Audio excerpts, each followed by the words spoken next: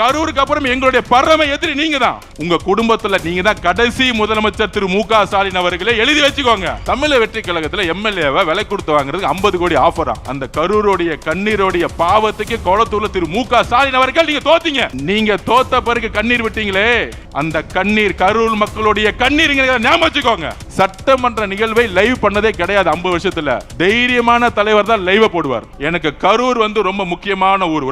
ஒரு கணக்கு வழக்கு இருக்கு. அந்த கணக்கு வழக்க முடிக்காம விட மாட்டோம். இதே மண்டலத்தில் சொன்னோம். எங்க தலைவரை கை வச்சீங்கல்ல கரூர்ல, எங்க மக்களை கை வச்சீங்கல்ல ஸ்டாலின் அவர்களே, திரு உதயநிதி அவருடைய வாழ்க்கைக்காக எங்களுடைய மக்களை காவல்துறை மூலமா கொன்று கூச்சீங்களா, அதுக்கான பதில் ஒரு நேரத்தில் நடக்கும். சட்டம் தன்னுடைய கடமையை செய்யும். அப்ப கரூர்ல எந்த மாதிரி சூழ்ச்சியை உருவாக்கினார், அது கண்பட பார்த்தவர் நம்மளுடைய அண்ணன் விஜயபாஸ்கர் அண்ணன்.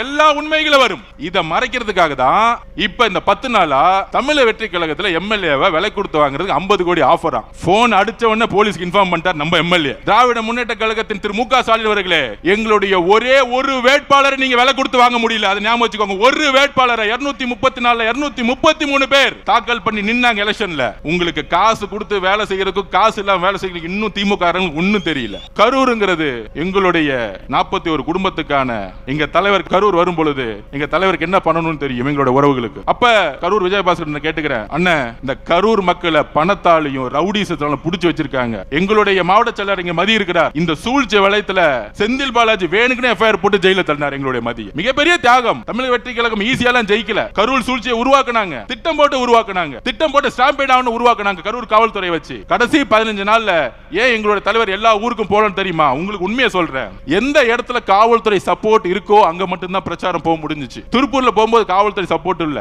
திடீர்னு எல்லாரும் கிளம்பிட்டாங்க. என்ன கோயம்புத்தூர் மாவட்ட பொறுப்பாளர் திரு செந்தில் பாலாஜி திருப்பியும் அங்க இருக்க காவல்துறை அழுத்தம் கொடுத்து அவர் திருப்பூர் போகும்போது போலீஸ் எல்லாம் விலகிருங்க, 10 லட்சம் பேர் திருப்பி மக்கள் கூடட்டும், திருப்பி அவங்க இடிச்சுக்கிட்டு திருப்பி ஸ்டாம்பிட் ஆகட்டும், திருப்பி பழிய தூக்கி எங்களோட தலைவர் மேல போட்டுருவோம். இந்த கேவலமான அரசியலை செய்து திமுக. அதனாலதான் கரூருடைய இறப்புக்கு பின்பு தமிழகத்துடைய ஒட்டுமொத்த தாய்மார்களும் ஒன்று திரண்டாங்க எங்க தலைவர் பின்னாடி. இளைஞர்கள் ஒன்று திரண்டாங்க. கடைசியில அந்த கரூருடைய கண்ணீரோடைய பாவத்துக்கு கொளத்தூர்ல திரு மு.க. ஸ்டாலின் அவர்கள் நீங்க தோத்தீங்க. நீங்க தோத்த பிறகு கண்ணீர் விட்டீங்களே, அந்த கண்ணீர் கரூர் மக்களுடைய கண்ணீர் ஞாபகம் வச்சுக்கோங்க.